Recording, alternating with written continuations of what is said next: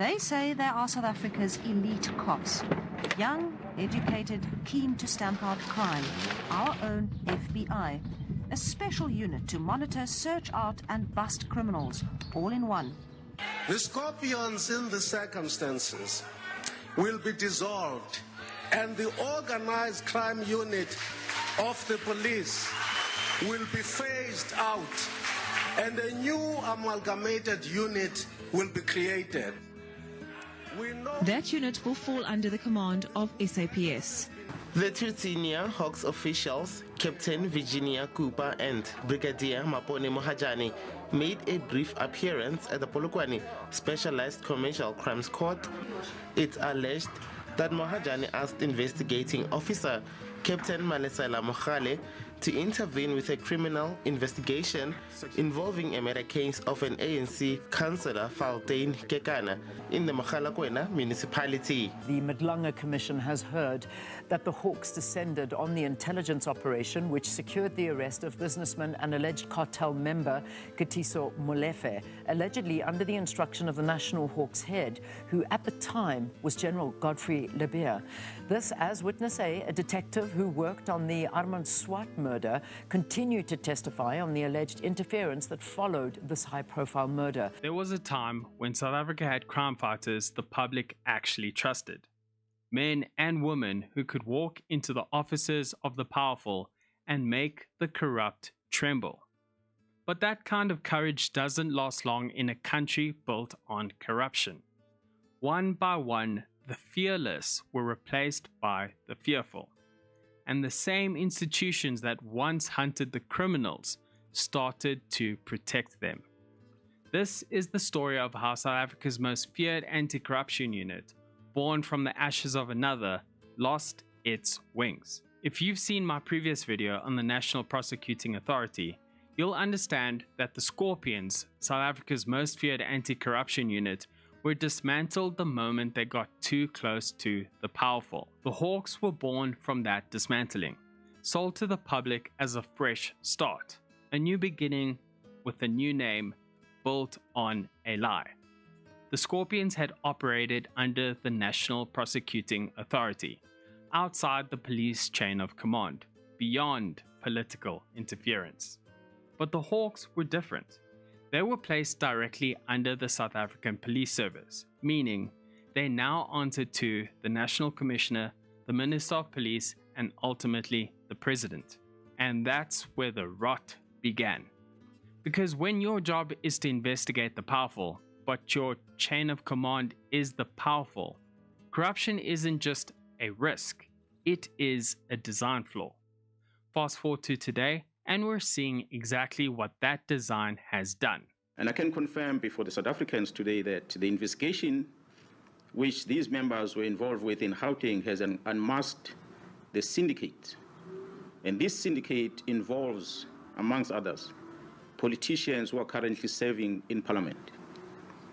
The law enforcement officers include the members of the South African Police Service, the Metro Police, and Correctional Services. They include prosecutors in Gauteng province, the judiciary, and all these are controlled by the drug cartel as well as business people in that province of Gauteng. Senior police officials, ministers, and cartel-linked officers accused of using the Hawks as a tool for protection. In 2014, the Constitutional Court ruled that the Hawks lacked the freedom to investigate political power without fear or favor. Parliament amended the law, but the fix was cosmetic. The 5-year battle to give the Hawks the kind of independence and freedom that its predecessor, the Scorpions, once had, has finally come to an end. Hugh Glenister and the Helen Suzman Foundation were hoping for a ruling that severed the ties between the Hawks and the police. Leave to appeal against the order of the Western Cape Division of the High Court, Cape Town, striking out the additional evidence sought to be led by Mr. Glenister, is refused with costs in this court and the High Court, including cost of free counsel. The court also found that some aspects of the SAPS Amendment Act were unconstitutional. It's declared some sections relating to the decision-making powers of the Hawks as invalid. The only difference is that now the Hawks are not going to be investigating any offences that are not been clearly defined. They will be investigating crimes that have been defined in terms of legislation. The commissioner will not have any authority to prescribe to the Hawks what they may or may not investigate. The most important is to confirm the operational independence or autonomy of the Hawks. But it's about appointments, it's about extension of duty, and it's about termination of duty. In conclusion, the court ruled that it was possible for an entity like the Hawks to remain independent and continue its corruption-busting mandate, even if it's located within the SAPS.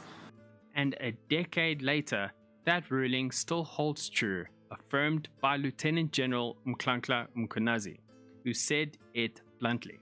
There are bad things happening in our organization. There are few individuals involved. Every time an investigation got too close to the political elite, it didn't just vanish, it was buried. Because the Hawks were never built to clean up corruption. They were built to contain it.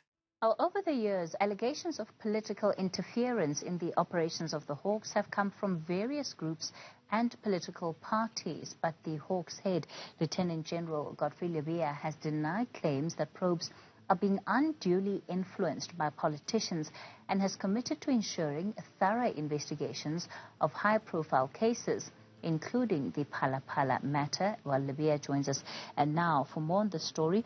Good evening and thank you so much for your time. Of course, you faced lots of questions yesterday about where the Hawks were with the investigation, particularly in the president. There doesn't seem to be a lot of confidence that this is a matter that has been dealt with the priority and the urgency that it deserves. Good evening, madam, and good evening to your viewers. I think, firstly, we have indicated yesterday during the briefing that the investigation referred to was started with one affidavit. And then since then, we have indicated that we have now filed 41 statements. Without indicating the contents of those statements, I think the public could see the seriousness that we have put into this matter. We have got a team that is doing this investigation, and they are hard at work.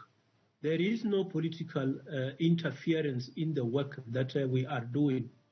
And I must say that since I was appointed in the DPCI, there has never been any political interference in the work that we are doing.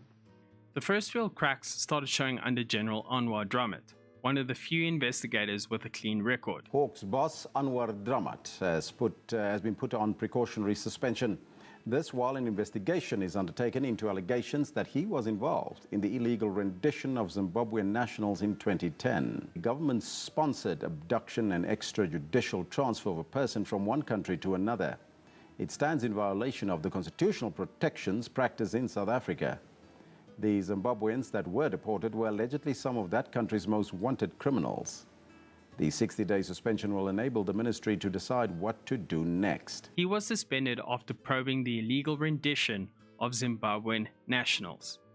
It was an inquiry that threatened to expose people higher up in power. He was replaced by Burning Ntlumeza, later declared by the High Court as dishonest and lacking integrity. This progress report by police watchdog, the IPID, landed Shadrack Sibiya in hot water with his bosses.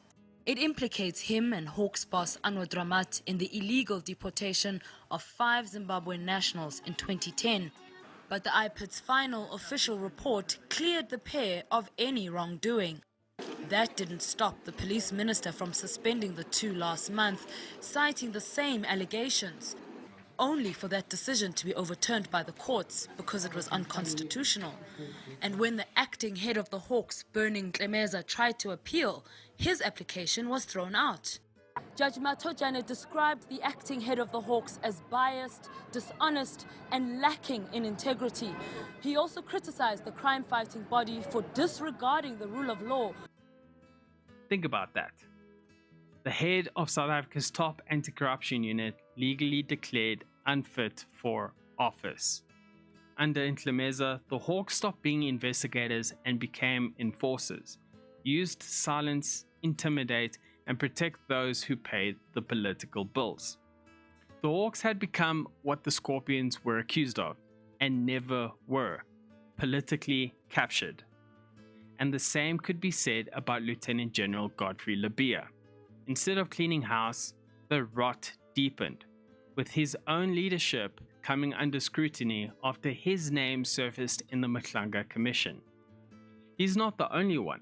Lieutenant General Patrick Mboto, leading keen divisions of the Hawks, with a past that reads like a warning label. To this now, the recent promotion of a former Western Cape head of detectives, Major General Patrick Mboto, has sparked debate about his ability to hold office. The new Hawks National Priority Offences Divisional Commander is accused of bullying and sending explicit sexual content to a police WhatsApp group, prompting Parliament to ask for an investigation into his appointment. Latasha Naidu reports. He was dubbed the sex video cop. After it emerged, he had sent explicit pornographic videos to a police WhatsApp group. But these days, Major General Patrick Mboto assumes another title, that of Divisional Commissioner, National Priority Offences, with the Hawks. And it's an appointment that's been fraught with controversy and speculation since he assumed office on October 1st, 2024. In mid-September, Ian Cameron, chairperson of Parliament's Portfolio Committee on Police, wrote to Police Minister Senzo Mchunu, National Commissioner Fani Masemola, and Directorate for Priority Crime Investigation Head General Godfrey Lebeya, expressing concern about Mboto's crucial appointment. In addition to sending inappropriate content to colleagues, Mboto is accused of bullying and fraternizing with suspected underworld kingpin Nafiz Modak. Cameron said that the Major General's integrity was certainly not beyond reproach. The committee has since written to the Public Service and Administration Committee requesting that the appointment be referred to the Public Service Commission, the PSC, for an urgent and in-depth investigation. Parliament's own Police Portfolio Committee raised red flags about his appointment months ago, questioning his conduct and his links to figures like Nafiz Modak, a man facing racketeering, extortion, and murder charges, raising serious concerns about his appointment. But those warnings were ignored. Retired Hawks boss Godfrey Lebeya defended him, and now suspended Police Minister Senzo Mchunu backed him. When Parliament's concerns were referred to the Public Service Commission, the PSC refused to act, claiming it had no jurisdiction over the SAPs. That's the real story here. How can an institution fight corruption when its own command structure is corrupted from within? And if you need proof, you just have to look at their track record when it comes to interference.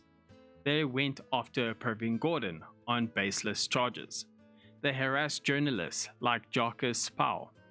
They leaked sensitive case files to criminal syndicates, and through it all, their leaders smiled at the cameras and said, "No interference." But the truth is, it didn't stop there. It continued. On June 2025, suspended Police Minister Senzo Mchunu, who had been accused of meddling in investigations and allegedly receiving campaign funding from underworld figure Busikat Matlala, instructed the Hawks to raid a comedian, Anton Taylor, who made a satirical TikTok about him.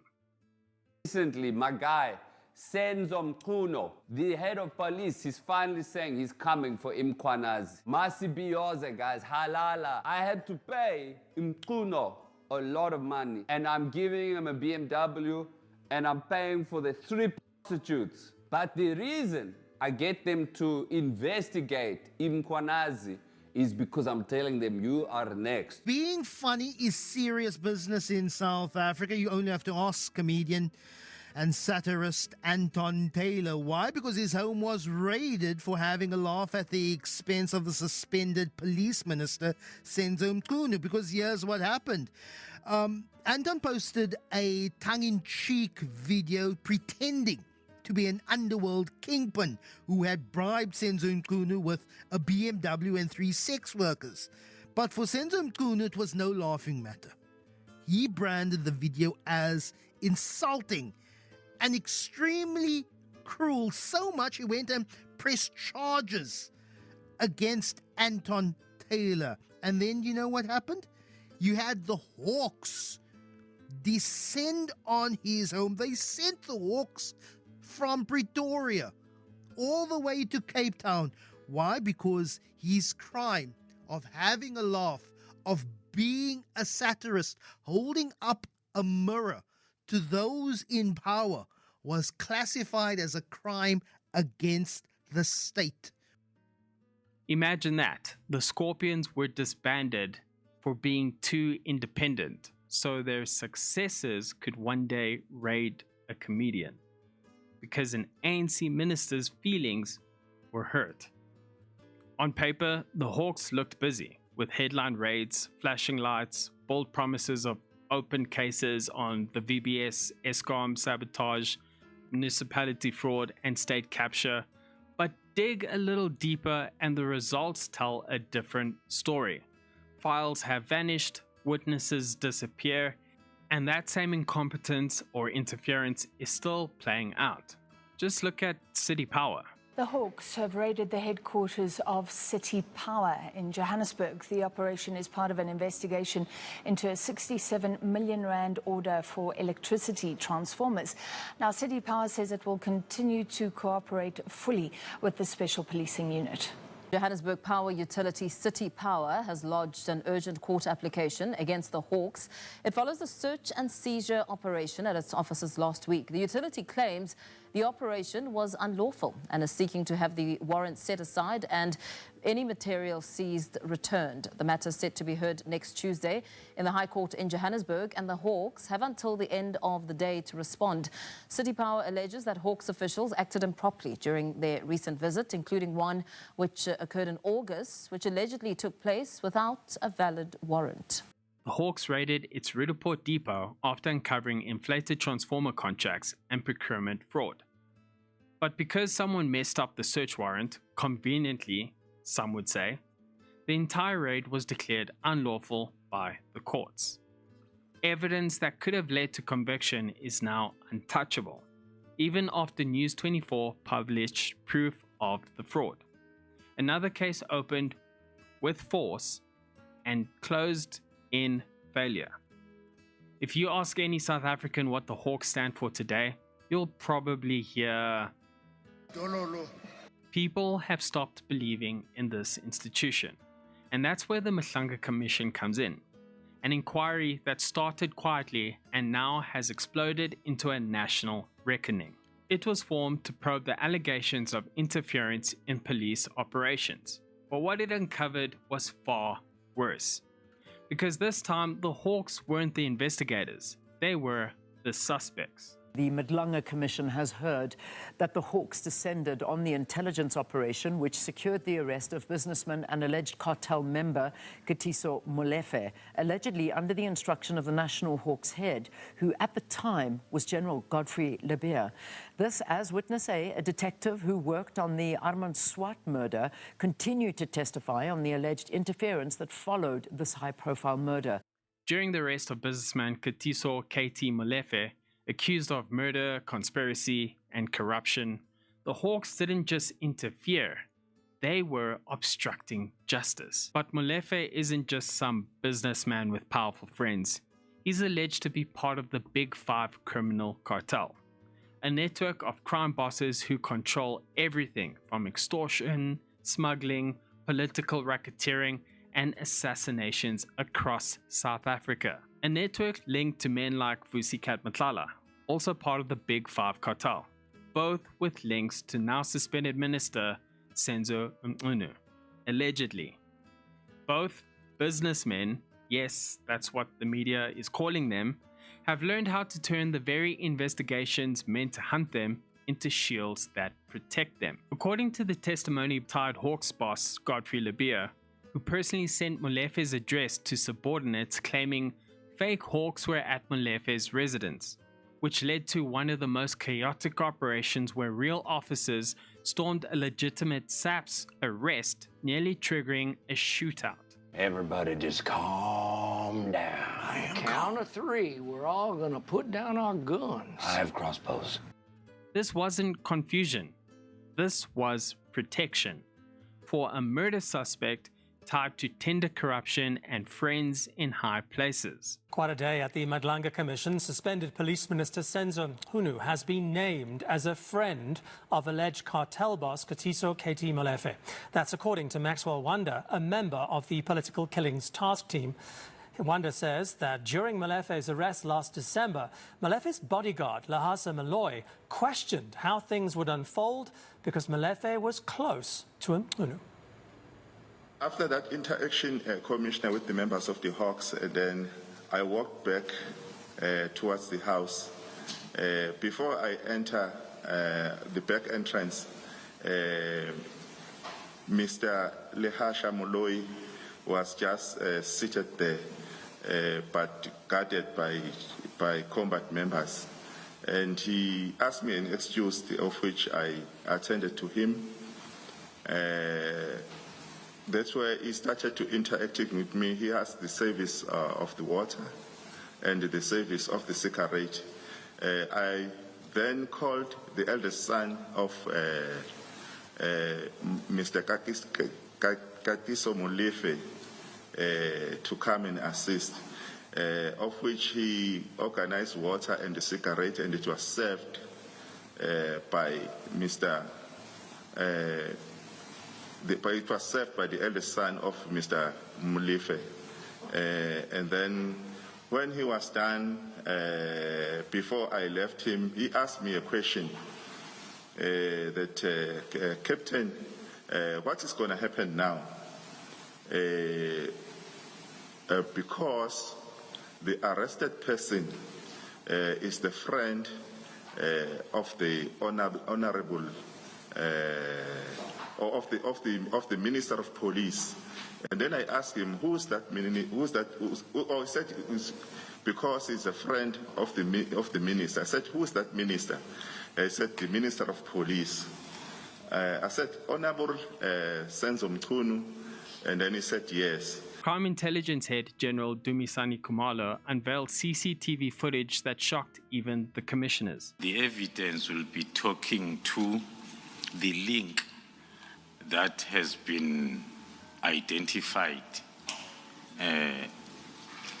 through Sergeant Nkosi, that is linking the office of Lieutenant General Sibia and the cartel. On the 6th of December, during that operation, one of our activities was to download the CCTV camera footage in the premises of Mr. Molefe, of which we did. So the CCTV footage that we are playing is the one that was confiscated and downloaded on the 6th of December. Who is the person that we can see in the video that's exiting the white BMW? The person that we see exiting the white BMW is a Sergeant Nkosi. There on the video, I think we are still going to see it much closer.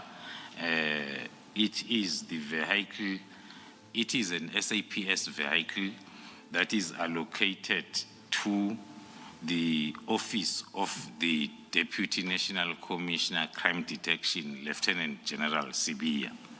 Just for the record, this is the Sandhurst residence where the incident with the Hawks took place and where the takedown operation took place.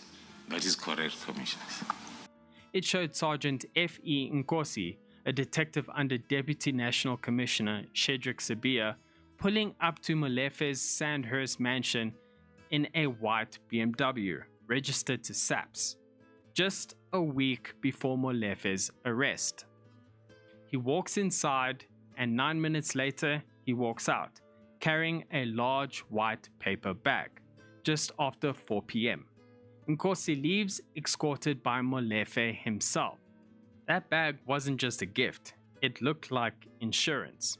Protection days before the takedown that was supposed to end Molefe's freedom. Using our own analytical minds, we can see that he's carrying something that is not that heavy, but it's of value.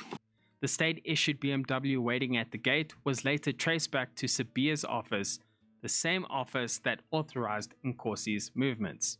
General, we heard yesterday from a witness for the DPCI that they have a system where if a vehicle is used, a DPCI vehicle is used, there has to be a log that is completed, which explains where the vehicle went and its purpose, why it was there. So there's a record keeping of sorts on the movement of vehicles. That's the SAP. Do you have that in your section, including the Deputy National Commissioner's Office?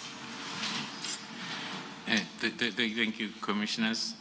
Yes, indeed, we have the official log sheet for any movement of a vehicle that is completed manually in support of this electronic tracking.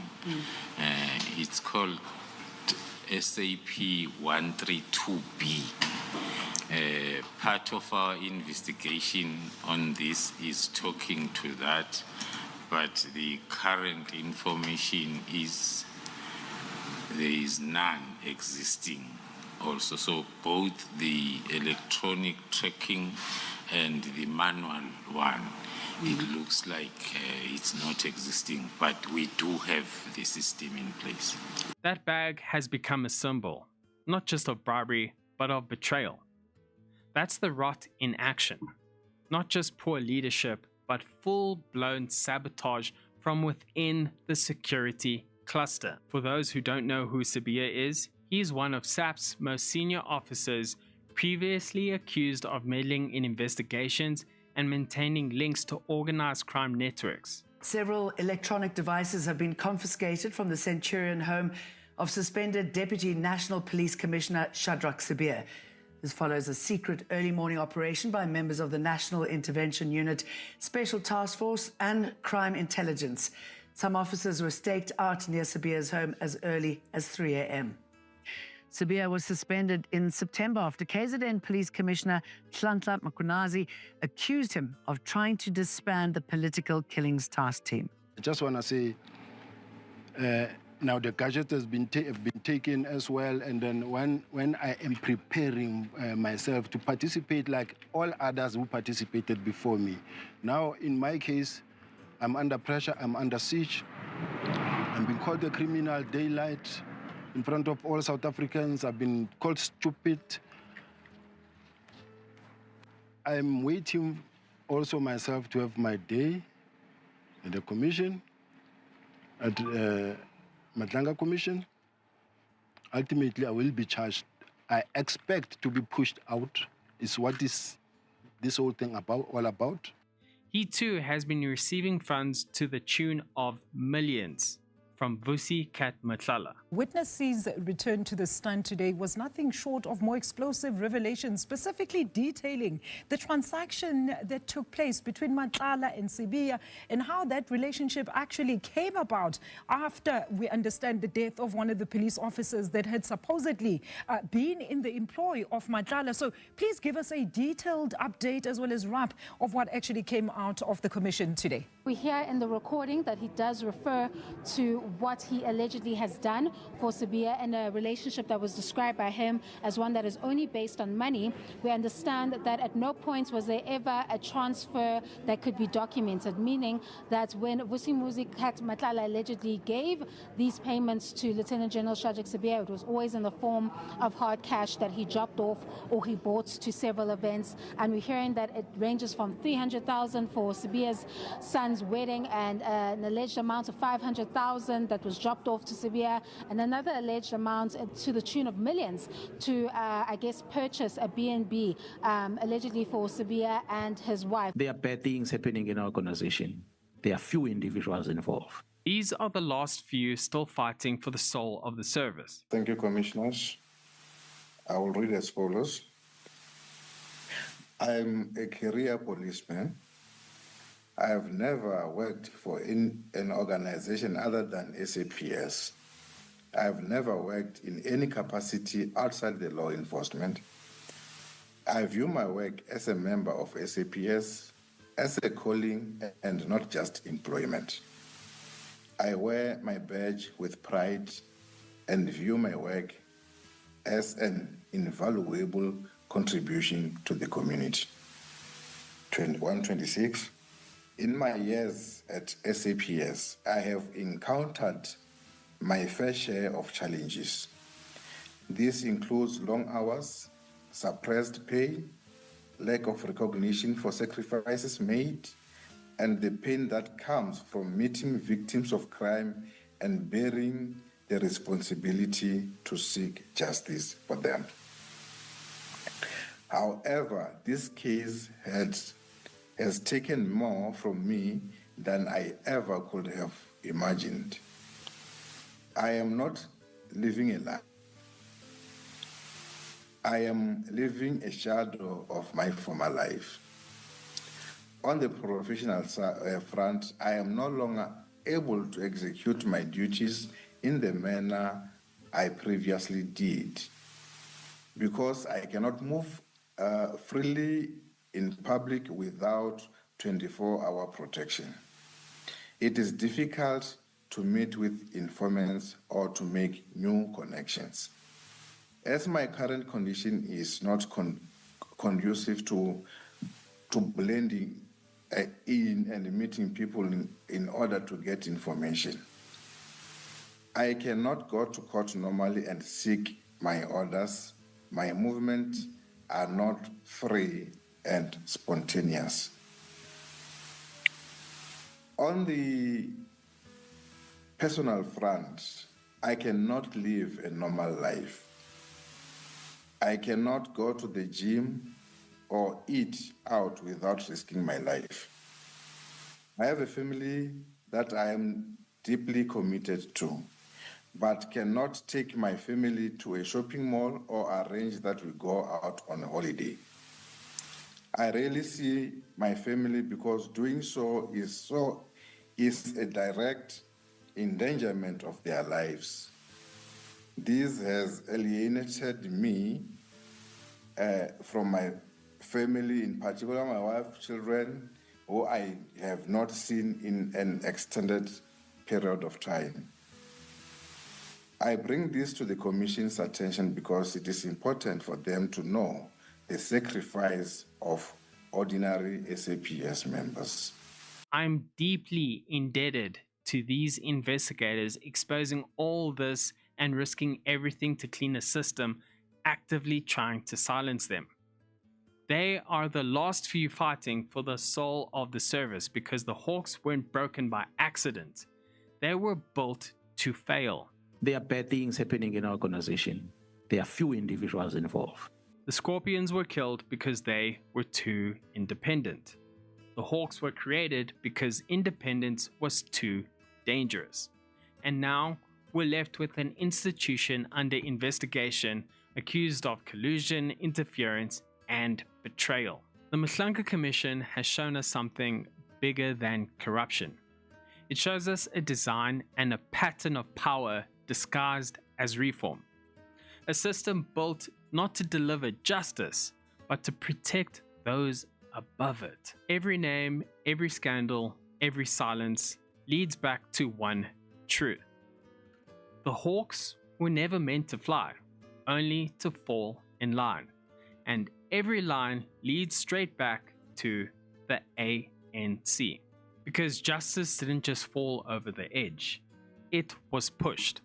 And the hawks didn't just lose their wings, they sold them. So here's the question. Can the hawks be saved, or is it time to build something new? Something truly incorruptible? What would that even look like? Let me know in the comment section below. Tell me what you guys think. Thank you for watching. Please like, share, and subscribe, and I will catch you in the next video. Peace.